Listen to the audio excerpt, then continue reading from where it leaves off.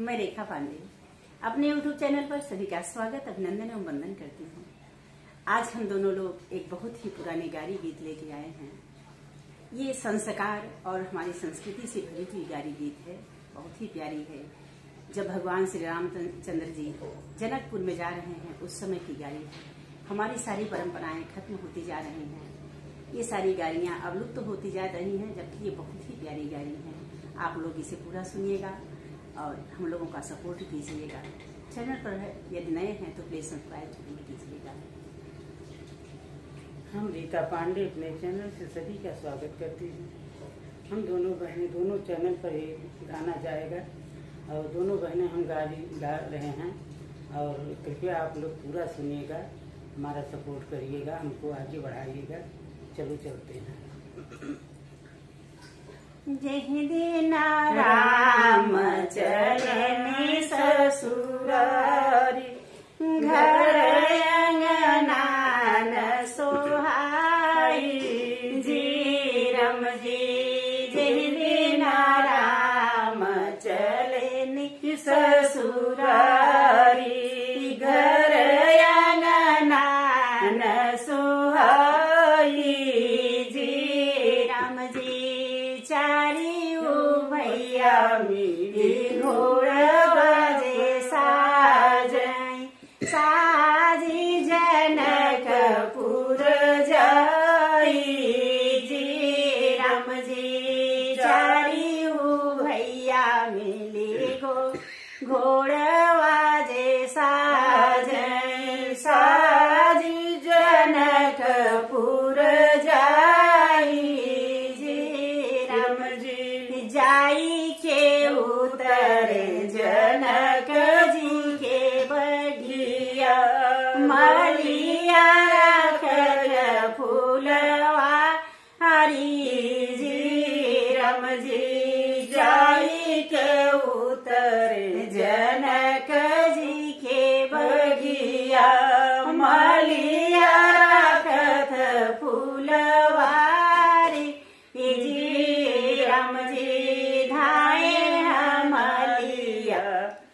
महलिया में पहुँचे जनक जी से खबरी सुनाई। जी राम जी धाए महलिया, महलिया में पहुँचे जनक जी से खबरी जनाई। जी राम जी राजा दशरथ जी चारी कुंवर, राजा घोड़वा बांधे हैं फूलवारी। जी राम जी राजा दशरथ जी के चारी कुंवर, राजा घोड़वा बांधने फूलवा हरी।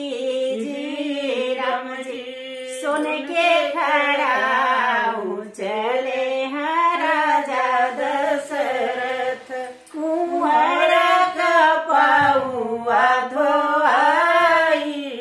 जी राम जी सोने के खड़ाऊ चले हैं राजा दशरथ, कुंवर का पौ धोआई। जी राम जी धाई के राजा महलिया में पहुँचे, महल में खबरी जनाई। जी राम जी धाई के राजा महलिया में पहुँचे, महल में खबरी जनाई।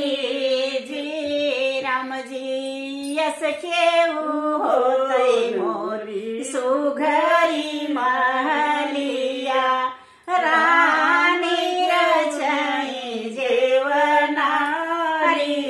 जी राम जी यस के होते हमरे रानी महलिया, सुघरी रचई जेवनारी।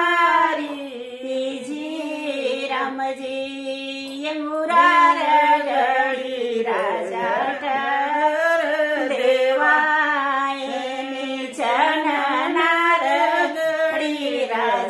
कठहर देवाए एंगूरन धार मजाई जी राम जी बउआ पठारन बरे चौकी मंगाए गंगा बहिया चली आई जी राम जी बउआ पठारन बरे चौकी मंगाए गंगा बहिया चली आई जी राम जी दालियो भात मैदा करी रोटी घियनन में बोरवाई जी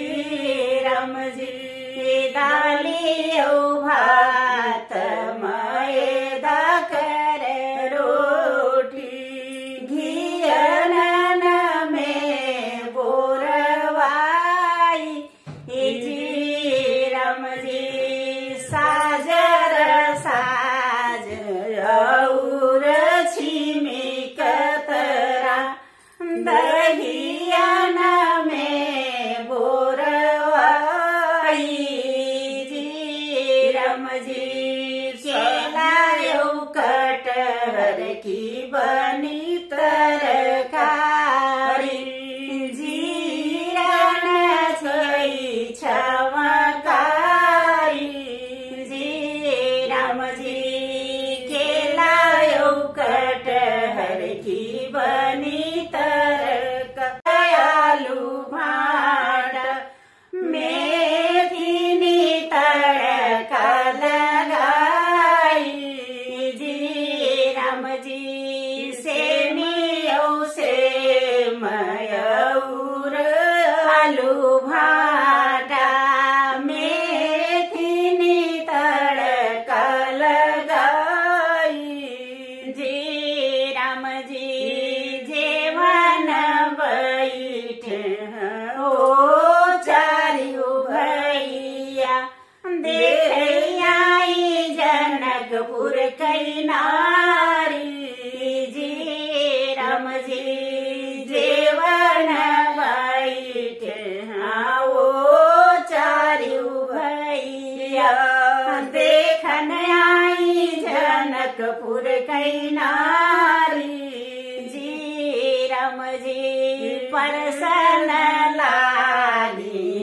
जनक सुनेना देखी सखिया सब गारी जी राम जी परसन लागी जनक सुन ना बिछुअन कई जनकारी जी राम जी जनक पूरी नारी बैठी अंगनवा देखी रामई जी के गारी जी राम जी जनकपुर कई नारी चढ़ी गया टरिया देखी रामई जी के गारी जी राम जी जनक सुनैना विनती कर तुम्हें मति दलन जी के गारी जी राम जी जनक सुनैना जी विनती कर तुम्हें मति दलन जी के गारी जी राम जी देने दहे सासू देने दगारी गारी है प्राण पियारी जी राम जी देने दहे सासू देने दगारी गारी है प्रेम पिया